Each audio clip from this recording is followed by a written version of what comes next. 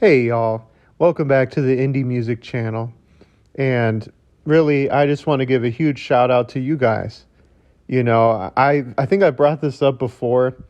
I just remember it like it was yesterday. I was at 49 subs, and I remember it because it kept flirting the line between 49 and 50 forever.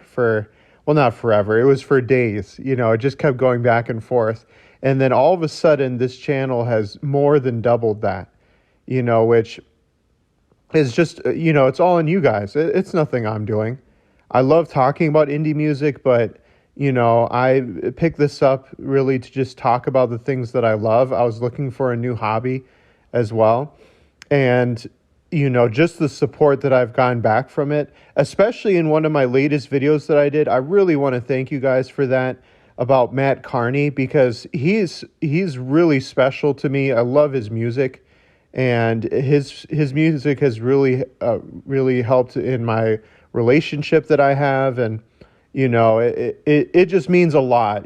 So I didn't even think that video was going to be doing very well. Not that I really get hung up on that anyway, because like I said, this isn't my main thing that I do, or I should say, I don't do this for like popularity. It's like I just do this because I like talking about music that not a lot of people get a chance to listen to. And to see the huge reaction to that video, it's one of my biggest ones now, and it's only been out for a little over a week. I just want to thank y'all so much. But anyway, let me get to the main topic at hand, which is Minus the Bear. And really moving forward with you guys, because I saw this a lot in Matt Carney's video when I was making it, is I kind of want to shy away so much from just kind of doing like a band history breakdown, unless they have a very interesting one, that is, if they have a very interesting story. But more so, I kind of just want to help encourage y'all, if you haven't heard of this band before, or maybe if you have, to kind of break them out again on Spotify and listen to them again. But if you haven't, this is going to be more so like a brief history rundown of like a band or a song or a musician, and more so like a, hey, you should check this out. You should really listen to this song, or you should listen to this record. And less so kind of just on like especially if they don't have a lot of history, which Minus the Bear kind of fits into this category. Why do I stretch out this kind of bland story for 10 minutes versus actually just getting to the meat of their story, so to say. So to begin, I kind of have to address their name, because that it's such a unique name, Minus the Bear. Where do they even get that from? I remember one of their albums is just entitled in Spanish Minus el Oso, and I remember my friend showing me that album for the first time. And, I remember asking him that. I'm like, why do they call themselves that? And he never actually explained it to me. I don't think he knew, because, back then the internet was kind of starting to grow, but not so much as it is today. But the name, Minus the Bear, where it comes from. Well, a friend of the band had gone on a date. The singer-songwriter, his name is Jake. He's the lead singer and songwriter. And they asked him afterwards how the date went, and it's literally his friend replied, that TV show from the 70s, BJ and the Bear? It was like that, but minus the bear. And it's funny because the singer there, Jake, he says that's the straight truth. It's as simple as that. They thought it was so funny and clever that they adopted that essentially as their band name.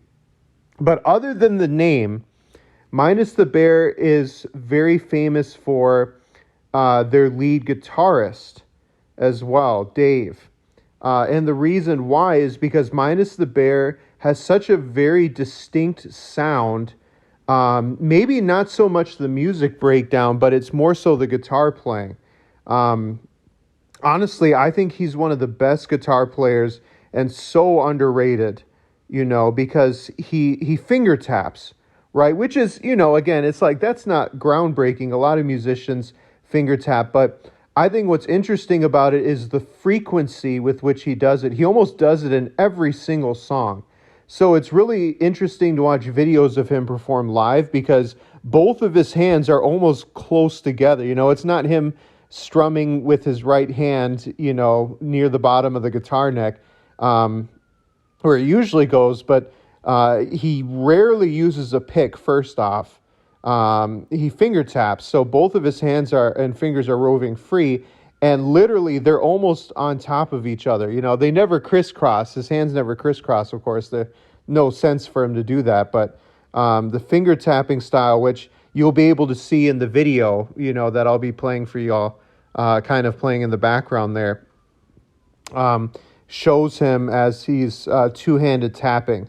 And he does it for kind of what's called counter melodies, where his right hand is tapping a treble melody and his left hand is doing the bass accompaniment.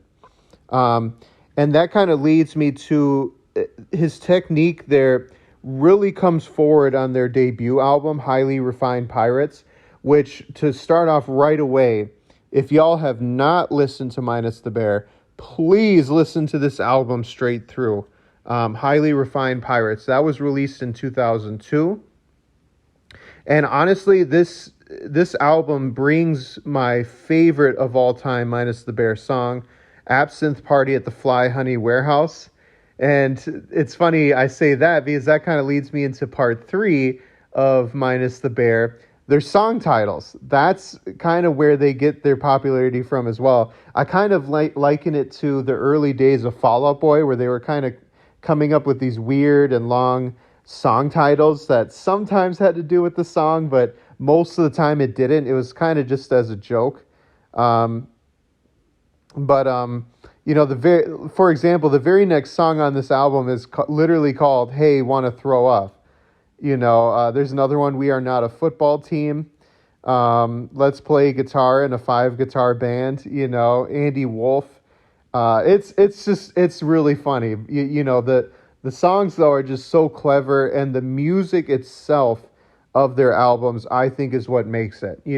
Lyrics, yeah, they have some pretty strong lyrics at times, but mostly I would focus it on the music itself. Working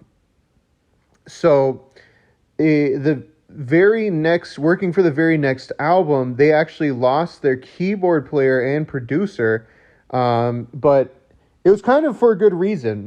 He said that he actually wanted to do producing full time, and they did give it a replacement as well to replace the band member leaving, and that led into their aforementioned album that I mentioned a few minutes ago. Second full-length album is Menos el Oso, and they remixed it as well, and that was around 2007 was when the remix came out.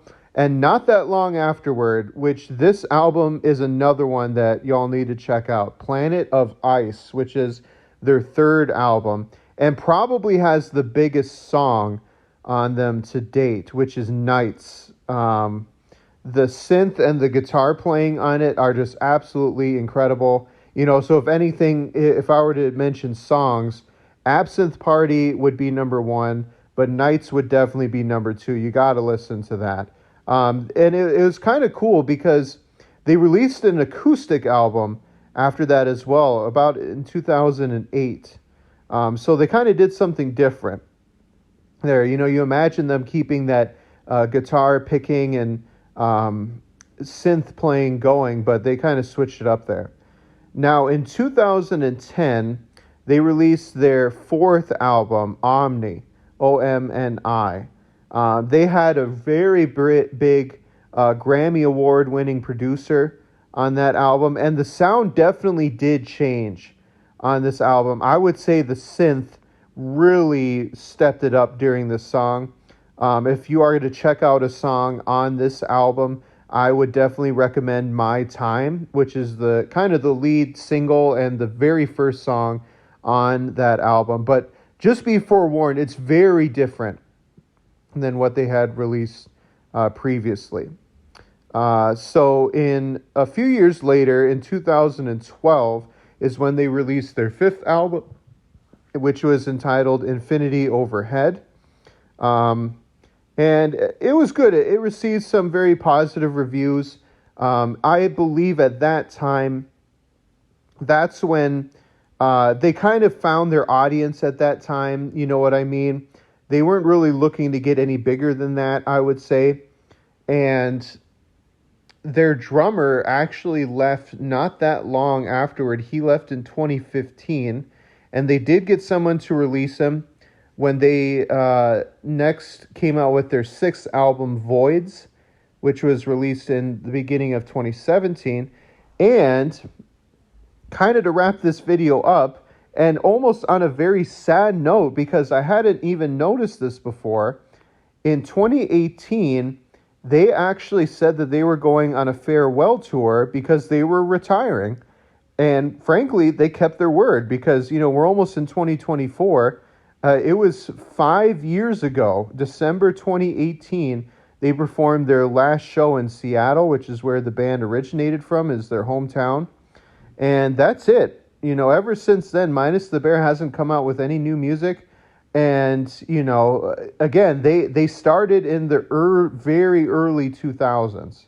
So most of the band is in their 50s at this point. I would not be surprised if Minus the Bear, frankly, is done. They kind of set out to do what they wanted to do, and they did it. So that is the history of Minus the Bear, especially if you love very, very creative guitar playing, finger picking. Please check them out. Mentioned a couple songs and a couple records to check out as well. And I will see y'all next time.